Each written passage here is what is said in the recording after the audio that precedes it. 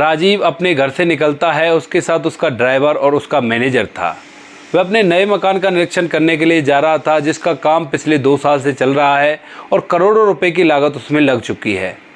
वह अपने नए मकान पर पहुंचता है और वहां जाते ही जैसे ठेकेदार मकान मालिक को आते हुए देखता है तो अपनी लेबर पर भड़क उठता है। उनसे कहता है कि जल्दी जल्दी से हाथ चलाओ, पिछले 2 साल से इस मकान का काम चल रहा है और तुम कामचोर हो और तुम्हारी वजह से इतना लंबा टाइम खिंच गया है इसको होने में। ऐसा कहते हुए ठेकेदार थोड़ी आगे जाता है और वहाँ पर वह देखता है एक महिला मजदूर को, जो कि पिछले 2 दिनों से काम पर नहीं आई थी। उसे देखकर जो ठेकेदार है वो उस पर भड़क उठता है और उससे कहता है कि इस तरह से हमारे यहाँ पर काम नहीं चलेगा, तुम्हें अगर काम करना है तो तुम्हें रेगुलर आना पड़ेगा, वरना यहाँ से तुम कहीं और अपना काम ढूंढ लो, यहाँ पर काम पर आने की ज़रूरत नहीं है।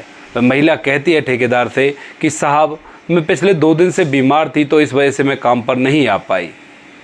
इस आवाज़ को जैसे राजीव सुनता है तो राजीव को ये आवाज़ सुनी सुनाई सी लगती है। तो राजीव उस ठेकेदार की तरफ आता है और वह देखता है कि जिस महिला पर यह ठेकेदार चिल्ला रहा है वह और कोई नहीं, उसकी तलाकशुदा पत्नी है, जिस पत्नी ने उसे 5 साल पहले तलाक दे दिया था। अब तलाक के दौरान राजीव ने अपनी पत्नी को लगभग 25 लाख रुपए दिए थे। तो राजीव सोचकर हैरान हो जाता है और सोचता है कि मैंने इसे 25 लाख रुपए दिए थे, आखिर वो पैसे कहाँ गए और इसकी ये नौबत कैसे आई जो इसे यहाँ पर मजदूरी करनी पड़ी। क्या कहानी थी, क्या किस्सा था, पूरी सच्चाई जानने के लिए वीडियो को अंत तक जरूर देखें। नमस्कार दोस्तों, मेरा नाम है जीतू सौरौत और आप लोग देख रहे हो ब्रेन डिमांड चैनल। आज की एक घटना निकल कर आ रही है उत्तर प्रदेश के कानपुर से। उत्तर प्रदेश के कानपुर में एक राजीव नाम का लड़का रहा करता है। उसके घर में उसकी पत्नी, जिसका नाम रागनी है, और उसकी माँ हंसी खुशी रहा करते हैं। मिडिल क्लास फैमिली थी, पैसों की कोई भी दिक्कत नहीं थी, अच्छी तरह से गुजारा हो जाता था। उनकी इनकम इतनी थी कि अच्छी तरह से उनका जीवन यापन हो रहा था, पैसों की कोई भी दिक्कत उनको नहीं थी। लेकिन जो उसकी पत्नी रागनी है, उसके अंदर एक दिक्कत थी। वो अपनी माँ से और अपनी बहन और बहनोई से घंटों घंटों तक फ़ोन पर बात किया करती थी। और इस बात को लेकर जब उसकी सास उससे कुछ कहती तो अपनी सास पर उल्टा भड़क जाया करती। जब उसका पति राजीव उसे समझाने की कोशिश किया करता तो वह उस पर भी उल्टा भड़क जाया करती। इसी तरह से अपनी माँ, बहन और बहनोई की चाल में चलकर जो रागनी है वह राजीव से तलाक के लिए केस डाल देती है। तलाक का केस चलता है और केस चलने के बाद फैसला होता है कि राजीव रागनी को 25 लाख रुपए देगा। अब 25 लाख रुपए तो राजीव के पास नहीं थे, उसके पास करीबन घर पे 10 लाख रुपए थे और 15 लाख रुपए वो इधर उधर से उठाकर दे देता है।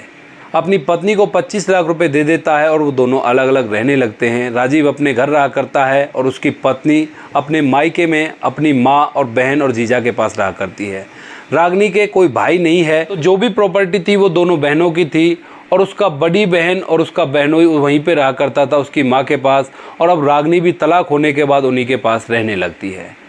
दोस्तों, इसी तरह से दिन बीतते हैं। इधर जो राजीव है, राजीव अपने घर में गुमसुम सा रहता है और राजीव की माँ जैसे ही उसकी हालत को देखती है तो वह एक दिन अपने बेटे के पास बैठती है और उससे कहती है कि बेटा तू ऐसा कर, कोई छोटा मोटा काम कर ले, इस तरह से तू कब तक ऐसे मायूसी में जिएगा, और काम करेगा तो उसमें तेरा मन लग जाएगा और उसके बाद तेरी दूसरी शादी मैं करा दूंगी। अब राजीव अपनी माँ की बात को सुनकर सहमत है। वह जाता है और जाकर एक अपना छोटी सी वर्कशॉप लगा लेता है।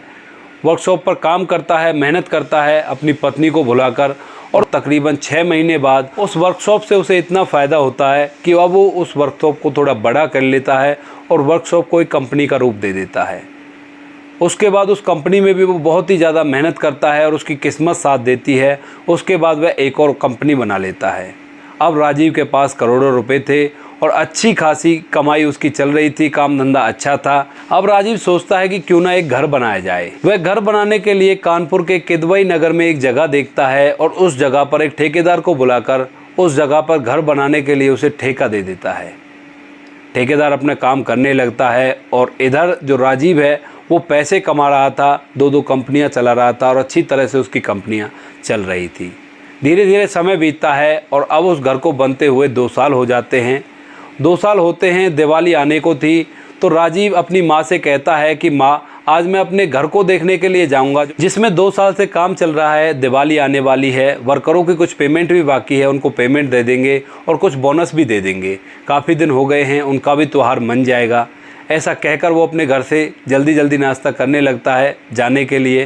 तभी उसकी माँ कहती है कि बेटा नाश्ता आराम से कर ले, भरकर कोई भागे नहीं जा रहे हैं, वो वहीं पर रहेंगे और बाद में जाकर तुम उन्हें पैसे दे देना और कुछ बोनस दे देना जिससे उनकी दिवाली बन जाए। अब इसके बाद राजीव का नाश्ता खत्म होता है। वह अपने मैनेजर को लेकर एक गाड़ी से अपने नए मकान पर जाता है जो कि जयपुर के किदवई नगर में था, और वहां पर जाते ही वह देखता है कि ठेकेदार एक महिला पर चिल्ला रहा है। जैसे ही राजीव उस ठेकेदार के पास जाता है और उस महिला को देखता है तो वो देखता है कि ये तो उसकी वही तलाकशुदा पत्नी है जिसने उसको 5 साल पहले तलाक दे दिया था, रागनी। अब रागनी भी जैसे ही राजीव की तरफ देखती है तो उसकी आंखों से आंसू बहने लगते हैं और वो ज़ोर ज़ोर से रोने लगती है अपने पति को इस हालत में देखकर। इधर जो राजीव है वह भी सोच में पड़ा हुआ है कि इसे मैंने तलाक के टाइम पर 25 लाख रुपए दिए थे, आखिर 5 साल में इसने ऐसा क्या किया कि इसके पास अब एक फूटी कौड़ी भी नहीं है और ये यहाँ पर मजदूरी करने के लिए विवश है। ऐसे सोच विचार राजीव के मन में चल रहे थे। तभी राजीव रागनी से कहता है कि रागनी, तुम यहाँ कैसे और क्या हुआ जो तुम इस तरह से यहाँ काम कर रही हो। रागनी कुछ बोल नहीं पाती, बस रोए जा रही थी। तभी राजीव रागनी का हाथ पकड़ता है और उसे अपने साथ गाड़ी में बिठाता है और गाड़ी में बिठाने के बाद एक 5 स्टार होटल पर ले जाता है। 5 स्टार होटल पर जाने के बाद वह वहां पर जाकर नाश्ता ऑर्डर करता है और अपनी पत्नी के साथ, जो तलाकशुदा पत्नी थी, उसके साथ वहां बैठकर नाश्ता करने लगता है। नाश्ता करते टाइम वह अपनी पत्नी से पूछता है कि रागनी, अब बताओ तुम्हारे साथ ऐसा क्या हुआ जो तुम्हारी ये कंडीशन हो गई कि तुम्हें मजदूरी करनी पड़ी। अब रागनी, जो कि अब थोड़ी सी शांत हो चुकी थी, उसके पेट में खाना चला गया था, तो वह अपनी कहानी अपने पति राजीव को बताती है। वह बताती है कि तलाक होने का मेन कारण था मेरे बहन और जीजा। उन लोगों ने मुझे तुम्हारे खिलाफ़ भड़काया और कहा कि ये तो बेकार है, तुम यहाँ आ जाओ और तुम्हारी दूसरी शादी करेंगे, इससे तलाक ले लो और तलाक में जो पैसे मिलेंगे उनसे ही तुम्हारी दूसरी शादी हो जाएगी।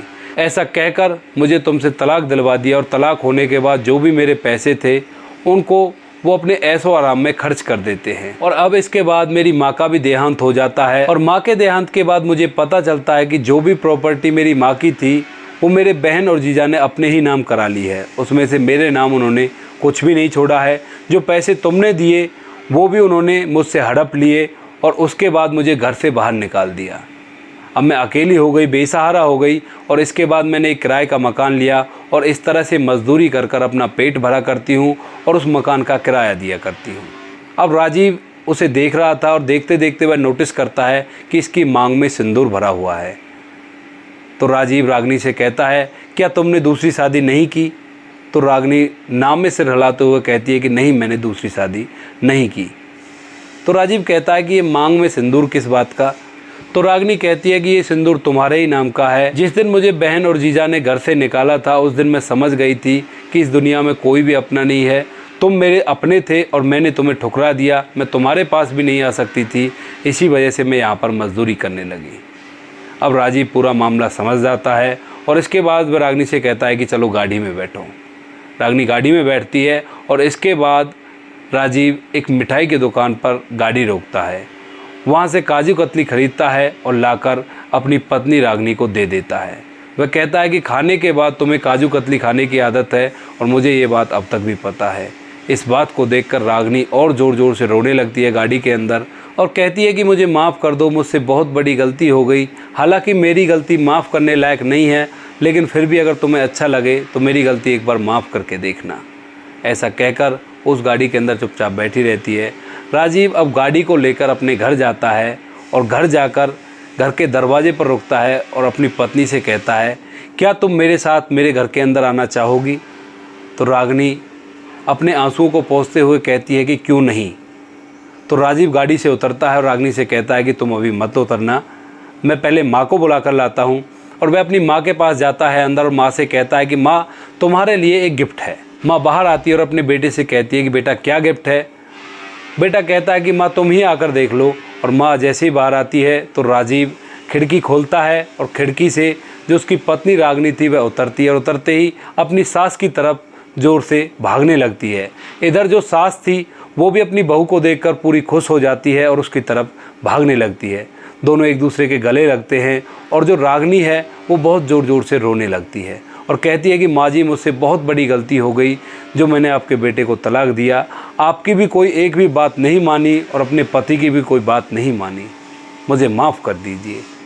इधर जो राजीव की माँ है वो कहती है कि बेटी, सुबह का भूला अगर शाम को घर आ जाए तो उसे भूला नहीं कहते। अब राजीव अपनी पत्नी को गाड़ी में दोबारा से बैठाता है और एक अच्छे से VIP मॉल के अंदर ले जाता है। वहाँ से उसे अच्छे अच्छे कपड़े खरीदवाता है और उसके बाद फिर घर ले आता है। घर आने के बाद रागिनी से कहता है कि तुम इन कपड़ों को पहनो। तो राजीव की पत्नी रागिनी उन कपड़ों को पहन कर आती है और अब वो सज संवर कर दोबारा से अपनी पत्नी को लेकर उसी बिल्डिंग पे जाता है जहाँ पर उसकी पत्नी काम किया करती थी, और जाकर वो कहता है कि इस मकान का अच्छी तरह से निरीक्षण करके आओ। ये सभी वर्कर अब तुम्हारे नीचे काम कर रहे हैं, ना कि तुम इनके नीचे।